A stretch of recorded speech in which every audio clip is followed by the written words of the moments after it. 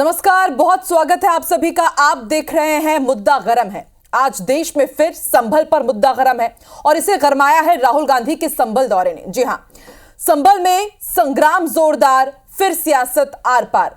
उत्तर प्रदेश के संभल में हिंसा के बाद पीड़ित परिवारों से मिलने जा रहे राहुल गांधी को पुलिस ने गाजीपुर बॉर्डर पर ही रोक दिया। इस दौरान उनके साथ प्रियंका गांधी भी मौजूद थी।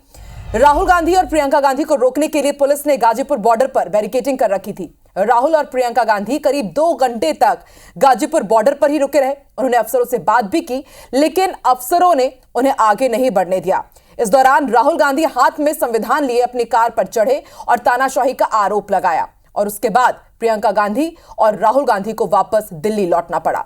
और यह भी उन्होंने कहा कि अब वो 10 तारीख को फिर से संभल आएंगे, इसका ऐलान वो कर गए हैं। दरअसल कोर्ट के आदेश पर 24 नवंबर को संभल में हो रहे जामा मस्जिद के सर्वे के दौरान हिंसा भड़क गई थी।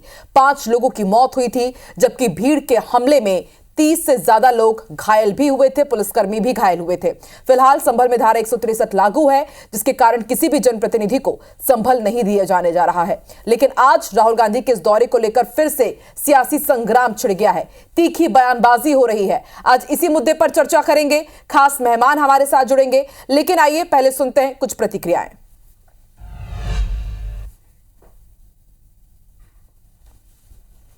संभल जाने की कोशिश कर रहे हैं, पुलिस मना कर रही है, अलाउ नहीं कर रही है। एज एलओपी मेरा अधिकार बनता है कि मैं जा सकता हूं। ये कॉन्स्टिट्यूशन के खिलाफ है। हम सिर्फ संभल जाना चाहते हैं, देखना चाहते हैं वहां क्या हुआ, लोगों से मिलना चाहते हैं। मगर हमारा जो कॉन्स्टिट्यूशनल अधिकार है, मेरा जो कॉन्स्टिट्यूशनल अधिकार है, उसको मुझे दिया नहीं जा रहा है। राहुल जी नेता प्रतिपक्ष हैं, उनके संवैधानिक अधिकार होते हैं, वो बाकी लोगों से अलग होते हैं, उनको रोका नहीं जा सकता। पुलिस वालों के पास कोई जवाब नहीं है। शायद उत्तर प्रदेश की स्थिति क्या ये है कि आप इतना भी नहीं संभाल सकते, तो फिर आप इतना गर्व से क्यों कहते हैं कि लॉ एंड ऑर्डर आपने संभाल रखा है यूपी में? जो कुछ करा धरा है सब भारतीय जनता पार्टी के इशारे पर वहाँ के प्रशासन ने ये घटना की है। जब एक बार सर्वे के लिए सब सहमत थे, सबने सर्वे कराया, आप दोबारा सर्वे इसलिए कराने गए कि झगड़ा नहीं हुआ। जो लोग नारे लगाते गए उनके खिलाफ क्या कार्रवाई भारतीय जनता पार्टी ने की है? किसी भी दल के नेता को ये जाने नहीं दे रहे। आखिरकार छिपाना क्या चाहते हैं?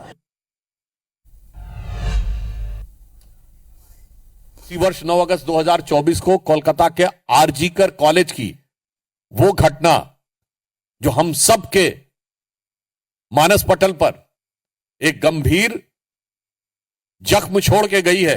मैं पूछना चाहता हूं कि आपकी संवेदना वहां पर नहीं जागी थी? 2020 की पालघर की मॉब लिंचिंग, उसके बारे में तो कोई एक शब्द तक नहीं सुनाई पड़ा था।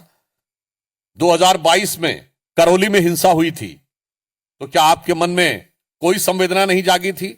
राहुल गांधी जी हों या अखिलेश यादव जी हों, इस प्रकार की घटनाओं को राजनीतिक रंग देने का प्रयास करते हैं, ये बहुत ही दुखद है। हम दोनों नेताओं से विनती करते हैं, कृपया उत्तर प्रदेश के लाइन ऑर्डर को बिल्कुल भी बिगड़ने न दें। आपके जाने से माहौल खराब हो रहा है। 10 तारीख तक वहां सबको रोक लगाया गया है, फिर भी राहुल गांधी अगर जा रहे हैं तो लगता है कल अखिलेश यादव आगे बढ़ गए संभल पर बोल करके, उसी की खाना पूर्ति करने और पॉलिटिकल टूरिज्म करने।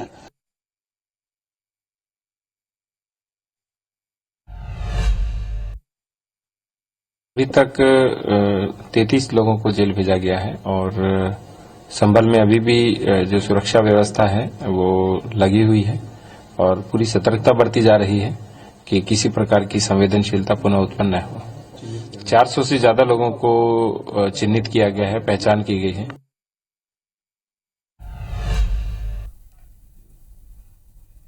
चलिए, तो संभल पर एक बार फिर से सियासी दंगल छिड़ा हुआ है। राहुल गांधी ने कोशिश की वो संभल के हिंसा प्रभावित इलाके जा पाए, लेकिन उन्हें जाने नहीं दिया गया। और इस पर आप देखिए किस तरह से अब विपक्ष और पक्ष एक दूसरे पर तीखी बयानबाजी कर रहा है। खास मेहमान हमारे साथ जुड़ रहे हैं, उनसे चर्चा करेंगे। सचिन रावत कांग्रेस प्रवक्ता हमारे साथ उत्तर प्रदेश से जुड़ेंगे, उनसे चर्चा होगी। अब भाजपा प्रवक्ता तौकी रजा जी हमारे साथ जुड़ चुके हैं, वरिष्ठ पत्रकार इंदुकान दीक्षित भी जुड़ चुके हैं। भाजपा और कांग्रेस का पक्ष जाने, लेकिन उससे पहले इंदुकान जी आपसे समझना मैं चाहूंगी कि आखिर संभल का ये दंगल क्या संभल नहीं पा रहा है। एक तरफ राहुल गांधी आज जाने के लिए वहां पर पहुंचते हैं, उन्हें जाने से रोक दिया गया, लेकिन लॉ एंड ऑर्डर को लेकर के डीएम भी कह रहे हैं कि 10 तारीख तक आप मत आइए, अभी वहां पर सब कुछ बहुत संवेदनशील तरीके से हम संभाल रहे हैं। तो क्या ऐसे में विपक्ष राजनीति करने के लिए वहां पहुंच रहा है?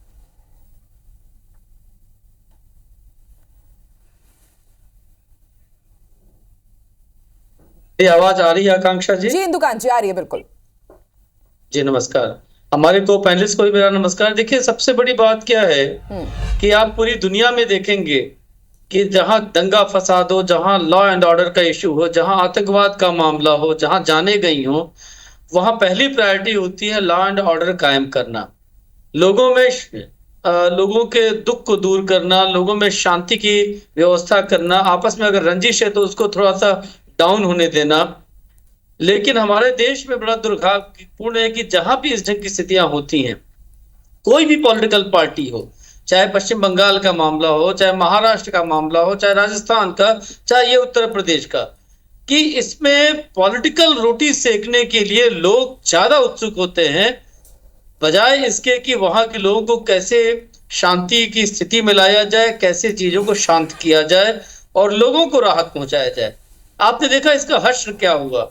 आज एकाएक जब राहुल गांधी जी का ये कार्यक्रम बना तो किस तरह से पूरी सड़कें चोक्ड हो गई, लोग परेशान हो गई, और कई जगहों पे आपने देखा होगा तस्वीरें आई कि जहां पे आम लोगों ने कांग्रेस कार्यकर्ताओं की पिटाई कर दी, उनमें आपस में उलझन हो गई। ये स्थिति कितना मतलब अशोभनीय और कितना गलत है। मैं ये मानता हूं कि जो ये घटनाक्रम संभल में हुआ, इसकी जांच हो रही है और इसकी जांच तह तक होनी चाहिए कि आखिरकार कोर्ट के आदेश के बाद कोई चीज होती है तो इस तरह से कानून व्यवस्था को कौन लोग हैं जो अपने हाथ में लेने की कोशिश करते हैं, और कौन लोग हैं जो धमकी देते हैं कि कोर्ट भी हमसे ऊपर नहीं है, हमारा धर्म, हमारा जिहाद इससे ऊपर है। मैं व्यक्तिगत तौर पे इसको मानता हूं आकांक्षा जी कि अगर कहीं पे कोर्ट का आदेश आता है गलत है तो आप ऊपर के कोर्ट में अपील में जाइए, लेकिन कोर्ट के आदेश के खिलाफ भी अगर आप सड़क की लड़ाई पे आ जाएंगे, पत्थरबाजी करेंगे, गोली बम चलाएंगे, तो फिर देश में कुछ नहीं बचेगा, लोकतंत्र के नाम पे कुछ नहीं बचेगा। बिल्कुल इंदुकांत जी, और देखिए वहां पर जांच चल ही रही है और इसी बीच राहुल गांधी का ये दौरा जिसने अब एक नई बहस को यहां पर छेड़ दिया है। सचिन रावत जी भी हमारे साथ जुड़ चुके हैं। सचिन जी और तौकीर रजा भी जुड़ चुके हैं, आप दोनों का स्वागत है। सचिन जी, अभी इंदुकांत जी भी ये कह रहे हैं कि बेहद संवेदनशील मुद्दा, जहां पर 5 लोगों की मौत हो जाती है, वहां पर अचानक आप जाने का वहां पर प्लान बना लेते हैं, फिर उसके बाद डीएम भी कह रहे हैं कि मामला काफी संवेदनशील है, थोड़ा रुक जाइए, जांच पूरी हो जाने दीजिए। आखिर किस बात की जल्दी है? संभल तो पहुंच नहीं पाए राहुल गांधी। देखिए आकांक्षा जी, सबसे पहली बात, राहुल गांधी जी नेता प्रतिपक्ष हैं, लोकसभा में उनकी आवाज है, और उत्तर प्रदेश में जिस तरह से संभल में प्रशासन की मिलीभगत से जो घटनाक्रम हुआ, सभी ने देखा कि पूरे देश को पता है कि संभल में जो सच है वो छिपाया जा रहा है योगी आदित्यनाथ जी की पुलिस के द्वारा। मैं पूछना चाहता हूं कि संभल में अब तक जो भी विपक्षी नेता जाना चाहता है उसको योगी की पुलिस इतना डिटेन क्यों करना चाहती है? आखिर सच क्या है? सच क्यों नहीं बाहर आना देना चाहती है? मैं पूछना चाहता हूं कि नेता प्रतिपक्ष के तौर पे श्री राहुल गांधी जी संभल जाने के लिए उन्होंने कहा, उसके बाद में सभी लोग संभल के लिए जब मूव हुए, वहां पर आपने देखा होगा किस तरह से योगी आदित्यनाथ जी की पुलिस ने उनको डिटेन करने की कोशिश की, रोकने की कोशिश की। फिर भी श्री राहुल गांधी जी ने आग्रह किया अधिकारियों से, कहा कि आप मुझे अपनी गाड़ी में लेके जाइए, मैं पहले वहां पर जा करके वास्तविक स्थिति है उसको देखूं। तो सचिन जी किस तरह के वहां पर चीजें हुई हैं। सचिन जी, धारा 133 लागू है संभल में, जांच आयोग की टीम वहां पर जांच कर रही है, फिर इतनी हड़बड़ी क्या? वो तो बोल रहे हैं कि जैसे आना है 10 तारीख के बाद आप आ जाइए, अभी जांच हो जानी दीजिए। देखिए, संभल भारत देश का हिस्सा है, उत्तर प्रदेश का हिस्सा है। संभल के लोग जो है गंगा जमुना तहजीब की मिलने के साथ साथ वो लोग वहां रहते थे, लेकिन क्या हुआ, पहले बहराइच में इस तरह का दंगा कराया गया, चुनाव के ठीक पहले चुनाव परिणाम आते हैं, उसके बाद में इस तरह का वहां पर उत्तर प्रदेश में इस तरह की चीजें सामने आई। तो इससे समझा जा सकता है कि योगी आदित्यनाथ जी की सरकार सिर्फ और सिर्फ ध्रुवीकरण की सियासत को बढ़ावा देना चाहती है। मैं बात पूछना चाहता हूं कि आखिर आप किसी नेता को क्यों नहीं आना देना चाहते? क्या देश में लोकतंत्र खत्म हो गया है? चलिए ठीक है, चलिए तौकीर जी देंगे। ठीक है, तौकीर जी बताइए, बार बार यही सवाल सपा प्रमुख अखिलेश यादव ने भी आज पूछा और अभी सचिन जी भी पूछ रहे हैं कि आखिर संभल में ऐसा क्या छुपाना आप चाह रहे हैं। कोई भी जनप्रतिनिधि वहां पर जाना चाहे उन्हें जाने नहीं दिया जा रहा है, डिटेन किया जा रहा है। राहुल गांधी ने तो यह भी कहा कि चलिए मैं नहीं जा पा रहा हूं तो आप अपनी गाड़ी में मुझे ले चलिए, पुलिस के साथ जाकर के मैं मुलाकात कर लेता हूं। देखिए, सबसे बड़ी बात इनको ये समझना चाहिए कि वहां निषेधाज्ञा लागू है, तो इस प्रकार से ऐसी हरकतें इनको करना शोभा नहीं देता। जब वहां पर शांति का एक माहौल बना हुआ है अभी और जांच चल रही है, जांच चलने की वजह से जो चीजें होती हैं उसको इनको समझना चाहिए। जब धारा 163 लगी हुई है तो किसी भी हालत में आपको समझना चाहिए कि ऐसा माहौल पैदा करने की आप क्या मैसेज देना चाह रहे हैं। आप ऐसी चीजों को मैसेज देने की, शांति की जगह आप शांति स्थापना की जगह आप अशांति फैलाने का आप प्रयास कर रहे हैं। आपको समझना चाहिए जब जांच आयोग बना है इसमें, तो आपको ये समझना चाहिए कि आप जांच आयोग जब जाएगा, सारी चीजें दी, आप 10 तारीख के बाद जा सकते हैं। जब प्रशासन बोल रहा है तो आपको ऐसा तो नहीं कि प्रतिबंध लगा के आपको हमेशा के लिए बंद करना चाह रहा है। आप 10 तारीख के बाद जा सकते हैं, जांच सारी रिपोर्ट आ जाएगी सामने के सामने। लेकिन इस प्रकार से दुर्भाग्यजनक स्थिति पैदा करने की कोशिश की जा रही है और अशांति का माहौल पैदा करने की कोशिश की जा रही है, अच्छी बात नहीं है। यह अराजकता पैदा करने की कोशिश हमेशा कांग्रेस की रही है। और आप योगी सरकार को आप बात कर रहे हैं, आपकी सरकारें वहां पर रही हैं और आपकी सहयोगी सरकारें वहां रही हैं और आपके समय में सबसे ज्यादा दंगे होते रहे।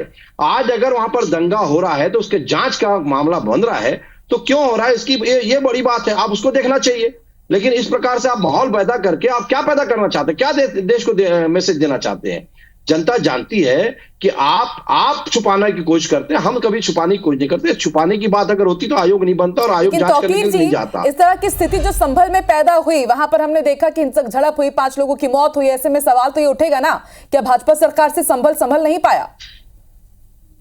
नहीं, संभल तो संभल रहा करके आज स्थिति वहां शांतिपूर्वक है। अगर ऐसी वाली बात, ये माहौल ऐसा पैदा किया गया कुछ लोगों के द्वारा, वो ये तो जानते हैं कि इनकी जो टूल किट है इस प्रकार से कार्यक्रम में हमेशा आगे बढ़कर चढ़कर हिस्सा लेती है और ऐसे टूल किट जो है वहां पर माहौल पैदा करने भड़काने की कोशिश करते हैं। ये नहीं चलेगा। आप क्या कहना चाहते हैं? वहां जब जांच चल रही है, अगर मामला मंदिर मस्जिद का मामला अगर आ रहा है, तो अगर वो जांच आयोग वहां गया था, अगर जस्टिस वहां गए थे, जुडिशरी वहां गई थी, वो जांच कर रही थी।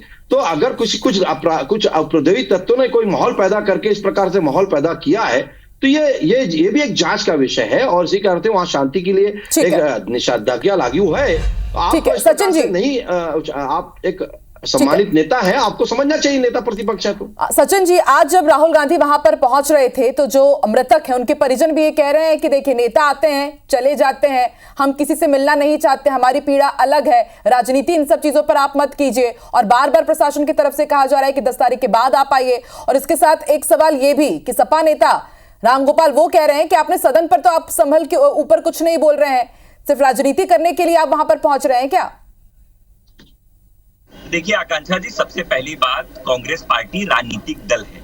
इससे पहले हाथरस में जिस तरह से घटना हुई, जहां पर सच छुपाने के लिए इनका पूरा लॉ एंड ऑर्डर लगा, जब दलित बेटी के साथ में इस तरह की घटना हुई, आपने देखा होगा कि जब भी इस तरह की घटना होती है तो सरकार हमेशा अपराधियों का संरक्षण करती है, उनके साथ खड़ी होती है। श्री राहुल गांधी जी, श्रीमती प्रियंका गांधी जी जब हाथरस जा रहे थे, इस तरह का पूरा तंत्र लगाया गया उनको रोकने के लिए। आज फिर इस तरह की चीजें सामने आ रही हैं। मैं पूछना चाहता हूं कि आखिर दिक्कत क्या है, सरकार को क्या दिक्कत है? आप हमेशा 163 धारा लगा देते हैं। लखनऊ में हम लोग शांतिपूर्व कोई धरना प्रदर्शन सरकार के खिलाफ करना चाहते हैं, 163 धारा लागू है। आखिर सरकार को इतना डर किस चीज का है? आप सिर्फ और सिर्फ ध्रुवीकरण की सियासत करके अपना एक वोट बैंक को खुश करना चाहते हैं, जो आपने किया। मैं कहना चाहता हूं कि इस तरह की ध्रुवीकरण की सियासत 2024 के चुनाव में हुई। क्या हुआ? उत्तर प्रदेश में देखा आपने, जो आप 65 सीटों पर थे, आप 33 सीटों पे आके सिमट गए। तो मैं कहना चाहता हूं कि ठीक है, आप करते रहिए ध्रुवीकरण, करते रहिए हिंदू मुसलमान, करते रहिए पोलराइजेशन, लेकिन देश की जनता, प्रदेश की जनता सच जानती है कि सचिन जी, आपने हाथरस का तो यहाँ पर मुद्दा उठाया, पश्चिम बंगाल के संदेश खाली क्यों नहीं गए राहुल गांधी? इसके साथ ही आरजीकर मेडिकल कॉलेज का जो रेप केस सामने आया, तब वहां पर तो आप लोगों ने अपनी आवाज बुलंद नहीं की। पालघर मॉब लिंचिंग का भी आज जिक्र किया गया सुधांशु त्रिवेदी की तरफ से। तो ये कह रहे हैं ना कि आप लोग फिर ऐसी दोहरा रवैया क्यों? एक तरफ जब इस तरह की वारदात होती है जहां पर आपकी सरकार नहीं है, वहां पर तो आप लोग पहुंच जाते हैं। देखिए आकांक्षा जी, जहां तक आपने संदेश खाली की बात की, उसके बाद में जिस बेटी के साथ में रेप हुआ डॉक्टर की घटना, मैं कहना चाहता हूं कि वहां पर सबसे पहले श्री राहुल गांधी जी, श्रीमती प्रियंका गांधी जी, मल्लिकार्जुन खड़गे जी ने ट्वीट किया। उसके बाद में ममता सरकार पे पहला निशाना अधीर रंजन चौधरी जो वहां के प्रदेश अध्यक्ष थे उन्होंने लगाया। उन्होंने कहा कि घटना जो भी हुई है वो दुर्भाग्यपूर्ण है, दुखद है और देश के सामने ये सवाल है, ममता सरकार के सामने सवाल है कि एक बेटी को कैसे न्याय नहीं मिल रहा है। तो मैं कहना चाहता हूँ कि हम लोग हर मुद्दे पर मुखर होकर के जनता की वही बात है ना, वही बात मुखर आप हो रहे हैं, लेकिन ऐसे दौरे नहीं दिखते ना वहां पर। और तौकीर रजा जी, एक सवाल है कि बार बार विपक्ष की तरफ से कहा जा रहा है कि पुलिस वहां पर प्रेशर के साथ काम कर रही है, दबाव बनाया जा रहा है, सच छुपाया जा रहा है, भाजपा सरकार के इशारों पर काम कर रही है। देखिए, अभी तो मैं बड़ी सचिन भाई की बात सुन के बड़ी हास्यास्पद बात कर रहे हैं कि जब आपने प्रश्न किया ममता बनर्जी की शासन में और जहां रेप कांड हुआ था, एक बार भी नेता प्रतिपक्ष होने के बावजूद वहां कभी जाने की कोशिश नहीं करी। उसके पहले भी इनके नेता रहे लेकिन कभी कोशिश नहीं करी, एक बार भी इनके खिलाफ कोई आंदोलन करने की कोशिश नहीं करी। कांग्रेस तो छोड़ दीजिए, उसकी जितने भी सहयोगी संगठन है ममता बनर्जी से इतने घबरा जाते हैं, कोई इनके खिलाफ अगर कार्रवाई करते तो सीधा उस पार्टी से दूर हट जाती हैं। इसी कारण से वो वहां नहीं गए। और आज बात कर रहे किस मुंह से बात करते हैं, मेरे शर्म नहीं आता कैसा ये ढाकने की कोशिश कर रहे अपनी बातों को। रही बात हमारी योगी सरकार ने किसी भी स्थिति में निपटने की पूरी तैयारी है। कोई भी दंगा कहीं भी हो, हमारे शासन में कभी भी दंगे मुक्त जो है प्रशासन योगी जी ने दिया है और आज दिखा दिया कि उन्होंने वहां पर दंगा अगर हुआ है तो हम उसको बख्शने वाले नहीं। इसके लिए जो भी उपद्रवी तत्व है उनके खिलाफ बिल्कुल ठोस कार्रवाई होगी। और अगर इसी बीच आप नेतागिरी करने की कोशिश कर रहे हैं, वहां राजनीति करने की कोशिश कर रहे हैं उस मुद्दे को, तो ये नहीं होने वाला।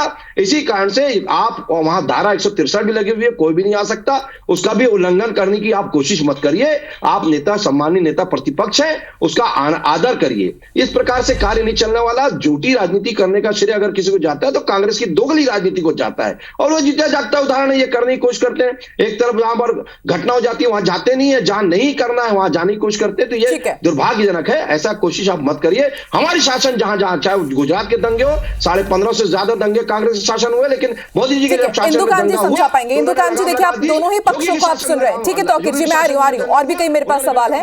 इंदुकांत जी, आपसे मैं ये समझना चाहूंगी कि देखिए सचिन जी तो कह रहे हैं कि वहां पर ना प्रशासन संभाल पा रहा है, ना सरकार ठीक से वहां पर काम कर पा रही है, एक प्रेशर पॉलिटिक्स देखने को वहां पर मिल रही है। तौकीर जी कह रहे हैं कि सब कुछ हो जाएगा, जांच हो रही है, रिपोर्ट आएगी, कार्रवाई की जाएगी। लेकिन क्या वाकई सरकार संभल मामले को ठीक से यहां पर डील नहीं कर पाई? इसको संभालने में क्या कुछ फेल्योर आपको समझ आता है? मेरा ये मानना है आकांक्षा जी की ये प्योर पॉलिटिक्स हो रही है। और जैसा मैंने शुरू में भी कहा कि कोर्ट के आदेश के बावजूद दंगा फसाद अगर कोई करता है, तो मैं सुन रहा था अखिलेश जी ने कई बार ये बात कही कि उन्होंने एक बार भी नहीं कहा कि पत्थर चलाने, गोली चलाने वालों पे कार्रवाई हुई तो उचित हुई, जांच हो जाए तो उनको जेल जाना चाहिए। यहां तक कि बिना जांच के लोगों के लिए, उनके परिवारों के लिए उन्होंने 5-5 लाख रुपए की घोषणा कर दी। अभी ये चीजें खुल के आई नहीं कि उनकी क्या भूमिका थी, क्या हुआ क्या न। ठीक है, कोई चला गया, मर गया, इस दुनिया में नहीं है, तो उसके लिए आप दे दो, कोई फर्क नहीं पड़ता है, अच्छी बात है। लेकिन जिस तरह की पॉलिटिक्स हो रही है कि आपके सवाल के जवाब में देखिए सचिन जी ने क्या कहा कि वहां भी ट्वीट किया। एक जगह आप ट्वीट करते हैं और दूसरी जगह उत्तर प्रदेश हो, दिल्ली हो, राजस्थान हो, वहां पे आप सदल बल पहुंच जाते हैं। और अगर आप वास्तव में नेक हैं, और हम तो इस पक्ष के हैं कि नेता विपक्ष को अकेले जाना हो, 2-3 लोगों के साथ जाना हो, तो उनको प्रशासन अपने साथ ले जाके मिला दे, इसमें कोई बुराई नहीं है। और उसमें फोटो खींचना, उनके साथ सेल्फी लेना, फेसबुक लाइव करना, ये सब प्रायोरिटी नहीं होनी चाहिए। आप मिलिए, हालचाल लीजिए और आके सदन में वक्तव्य दीजिए, संसद चल रही है। लेकिन यहाँ पे आप देखिए कि लेकर आप इतना लावा लश्कर जाते हैं, जाम लग जाता है, पूरी मीडिया में कवरेज होता है, मीडिया को बता दिया जाता है, हम ही लोग कवर करते हैं। और उसके बाद वहां जाके कहते हैं कि पुलिस गाड़ी में हमको अकेला ले चले। ये क्या है? कई बार तो आपने देखा कि रेप पीड़िता के साथ जाकर और लोगों के साथ जाकर के जिनके घर में इस तरह की दरिंदगी हुई है, वहां से फेसबुक लाइव कर दिया विपक्ष के नेताओं ने। ये दर्शाता है कि हमारी संवेदनशीलता अपनी पॉलिटिक्स चमकाने में है कि वास्तव में उन लोगों को न्याय दिलवाने में। सचिन जी उत्तर दीजिए, क्या संवेदनशीलता के ऊपर हो जाती है हमारी राजनीति? चलिए ठीक है, फिलहाल कांग्रेस प्रवक्ता हमारे साथ नहीं जुड़ पा रहे हैं, थोड़ा सा टेक्निकल इशू है।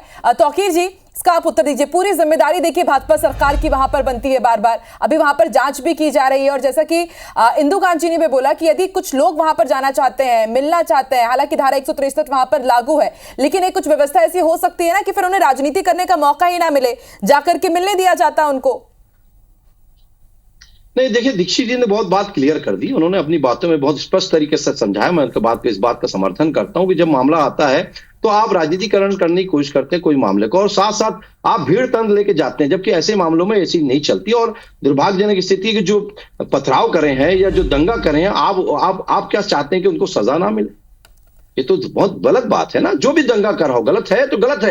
अगर उनको लगता है कि गलत कोई चीज हो रही है तो भाई कानून तो आया था, दरवाजे आया था, आपको लगता नहीं तो अदालतें खुलती है। एक अदालत नहीं समझ में आता, दूसरी अदालत में जाते, दूसरी नहीं तो तीसरी में जाते, अपील करते। लेकिन उन्होंने अपने हाथ में कानून को ले लिया। सरकार हमारी इस मामले में बहुत कठोर है, किसी भी हालत में कोई कानून को अपने हाथ में लेता है तो उसको बख्शने वाले नहीं है, ये बता रहे हैं। और बात सबसे बड़ी बात ये भी सही है कि अगर उनको जो जैसे हर चीज को राजनीति करने की कोशिश करते हैं कि आप फोटोबाजी कर रहे हैं, भीड़ लेके जा रहे हैं, ये नहीं चलेगा। आपको जाते दो लोग चले जाते, आप परमिशन लेते शायद मिल जाती परमिशन, लेकिन भीड़ तंत्र लेकर जाकर आप क्या मैसेज करना चाहते हैं? वहां तो शांति की जगह अशांति होगी ना, ये को भी जान के समझ सकता है। माहौल पैदा करने की कोशिश करते हैं। जहां पर भाजपा की सरकार नहीं है, भाजपा शासित राज्य नहीं है, वहां पर इस तरह के कुछ मामले होते हैं तो वहां पर फिर भाजपा कार्यकर्ता, भाजपा नेता भी तो पहुंच जाते हैं राजनीति करने के लिए।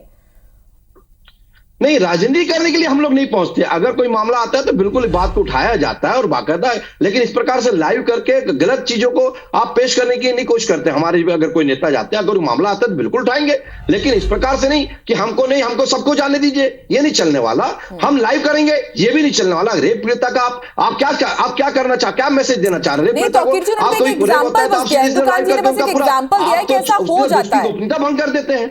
तो इंदु कांत जी ने बस एक एग्जाम्पल दिया है, लेकिन बस मैं एक रेप पीड़िता के मामले की बात नहीं कर रही हूं, मैं दूसरे मामलों की भी बात कर रही हूं कि वहां पर भी तो भाजपा फिर बढ़ चढ़कर आंदोलन करती है। संदेश खाली की बात हो या फिर आरजीकर मेडिकल कॉलेज की बात हो, वहां पर भी आपने भी तो सड़क पर आप उतर आए थे, वहां पर भी धारा 144 लागू थी, लेकिन तब तो भाजपा ने वहां पर भी आंदोलन किया था। देखिए, आंदोलन करना अलग है, आप मिलने जाने की बात कर रहे हो, हमको मिलने नहीं दिया जा रहा, ये दो बातें अलग होती हैं। आंदोलन करना यह है कि आप शांतिपूर्वक आंदोलन कर सकते हैं कि गलत हो रहा है, बिल्कुल आंदोलन होना चाहिए, इसमें कोई दिक्कत नहीं। राजनीति का, राजतंत्र का हिस्सा है, लेकिन ये क्या बात हुई? लोकतंत्र का हिस्सा है, लेकिन ये क्या बात हुई कि आप जाके ये बोल रहे हैं कि हमको जाने नहीं दिया जा रहा? आप जाइए ना, अकेले जाइए, आप नेता प्रतिपक्ष है, किसी के साथ लेके जा सकते हैं क्या दो आदमी को, वो भी जिसको प्रशासन आपको परमिशन दे, लेकिन आप बोलेंगे सबके सब चले जाए, ये नहीं चलने वाला। और वैसे भी अभी जांच चल रही है और 10 तारीख तक ये सारी चीज दूध का दूध पानी पानी सामने आ जाएगा।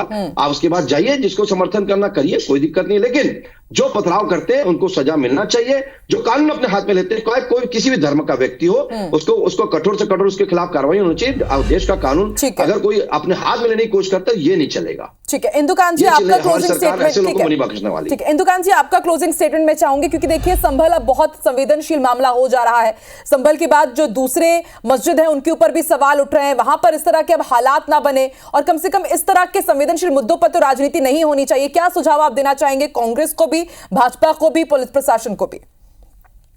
2-3 चीजें बहुत महत्वपूर्ण है आकांक्षा जी।